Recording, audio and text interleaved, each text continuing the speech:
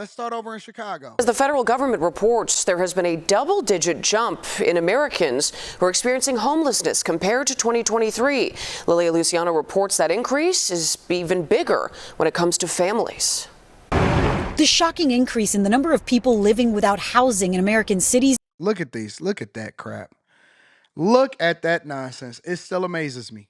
I still haven't normalized it. Is no surprise to Cynthia English, who spent 10 years experiencing homelessness. Low-income housing is not truly affordable for those of us who make the leaps. According to the government's latest data, more than 770,000 people were unhoused in a single night in 2024, up 18% from the year before and the highest number ever recorded. It can happen to anybody. Steve Berg is the chief policy. No, it can't. No, it can't. I'm never going homeless. I'm never going homeless. I'm never going broke. I'm never going back to the hood. I'm never going back. It cannot happen to anyone. They use that to try to desensitize you to the situation, and then they say it's unhoused. No, dog.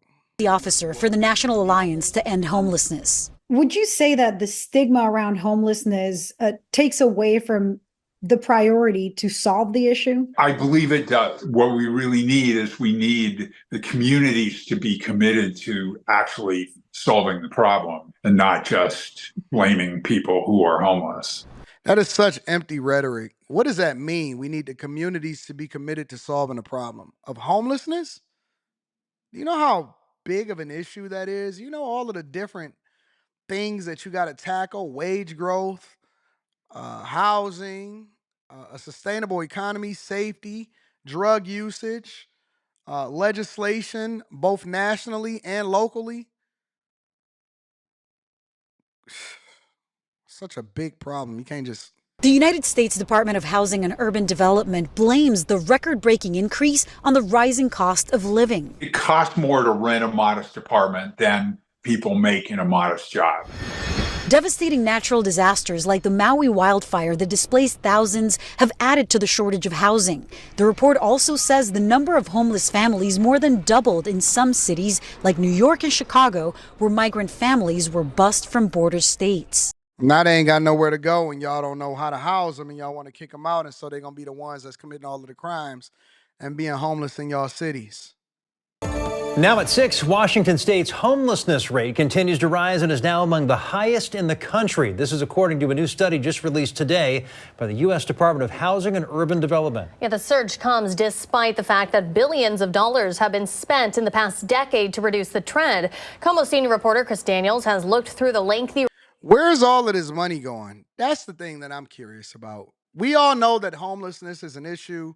We know that it's growing, even though they keep telling us everybody is having, doing well. They told us over the last 3.5, 4 years that everybody was doing well. The economy was awesome and all of that, right? And so we know that a lot of people is broke. We know that a lot of people is moving back in with their baby mamas. We know that the baby mamas is trying to figure out where they're going to get $40. That goes without saying, all right? Here's my question. Where did all of this federal money go? Where did all of this state money go? Where did all of that $25 billion in California go? Where are these billions going to? And how are they leveraging your tax dollars? Because remember, it's your money. How are they leveraging your tax dollars to fix homelessness? How come we don't have more transparency? How come we don't have online reports to where you can go to the site and figure out, okay, this is where my tax dollars went here. This is where my tax dollars went there. Where are these mysterious programs that they keep using to reduce homelessness? Where the heck is it? I agree, it's money laundering. Absolutely is money laundering. Yeah, and they spend billions trying to eradicate the problem. Where? Oh, who? Who, what, when, where, why, and how, Freaky Jason? Where? I'm not going for it. Report and talk to experts. He now joins us live with more tonight. Chris? Yeah, Hannah, some good news. The number of homeless veterans across the country has dropped. And in Washington State, the number of homeless youths are also on the decline. But otherwise, every metric is pointed in the wrong direction. On a dreary day, when tents don't dot the landscape like years before, Sarah Rankin says the visuals don't paint a full picture. But the bulk of the iceberg is not visible to folks. Oh, Big The Wash, Seattle you're U wrong. professor You is said not one newly built facility. Nope, we got one over in California on Skid Row. They spent $165 million for permanent homeless housing. $165 million on one building, $600,000 per unit. If that ain't money laundering, I don't know what is. If that's not money laundering, I don't know what is. How do you spend $165 million on building a facility to the tune of $600,000 per unit? How is that possible? How is that that is one of the biggest money laundering schemes I ever seen in my entire life. It's a whole lot of people that got rich off California, and it wasn't the people that was in the streets. the founder and director of the Homeless Rights Advocacy Project. We know that the single most reliable predictor of homelessness is the cost of housing, and we've been suffering from a major housing affordability crisis in Washington and throughout the country. So the spigot is constantly turning up. The HUD annual assessment now estimates there are more than 771,000 homeless people in America on a given night, up 18% in a year, and Washington has a higher percentage than most states. According to HUD, that's because there's been a 35% increase in Washington state of people experiencing homelessness since 2007. Let's look at this. Change since 2007, change since 2023-24. All right, so let's look at since 2007 on the right side. At the top, it looks like you got New York. They got 152% more homeless people in New York than ever before since 2007. California is 35%. Massachusetts looks like 94%. Illinois, 66%. And Washington, 35%. What does all of these states have in common?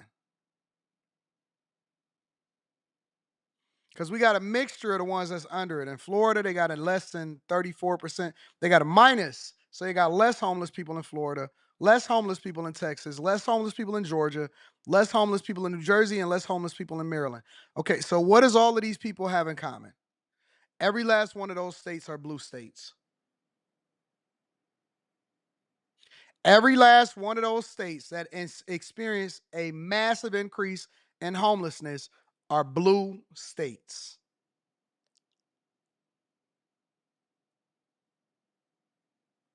The largest decrease in homeless population has come from majority red states. Yep.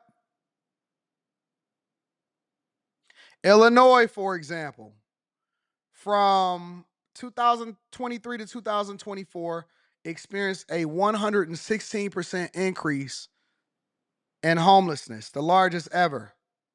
The largest ever. And while there has been success with reducing youth homelessness, Washington State is number one in the largest change in chronic homelessness of any state in the country, up almost 56% in a year and 360% since 2007, according to HUD. And that's after billions of dollars have been spent here to build out housing, services, and treatment, and the creation of the King County Regional Homelessness Authority that infrequently updates its own website since naming a new CEO in August. How has there been a good return on the investment? What we know is that there are more people entering homelessness for the first time than ever. Rankin suggests there has been progress here too, noting the numbers involving veterans and youth, but says there will be no quick fix for an issue now more than a decade in the making. Of course, we have heard many voices in King County in particular that believe that this is a fentanyl and addiction crisis that has complicated homelessness across not only this county but throughout the state. Rankin says that she believes there will be more detail in a new state report from the State Department of Commerce that will be released in January, which will highlight some of the strengths and weaknesses right now in the current system in Washington State. For now, live in Seattle, I'm Chris Daniels, KOMO News. Earlier this year, the King County Regional Homelessness Authority released the results of its biannual point-in-time count. It found on any given night there are 16,385 people experiencing homelessness within the county. That's an increase of 23% from the 2022 count. How is it in Portland? I'm gonna be in Portland pretty soon. I've never been to Portland before. How is it important? How is it in Portland? I heard it was pretty bad over there in Portland. Let me read some of these super chats and then we're going to continue on with the show. Wait a second. Let me make sure I look at something else real quick.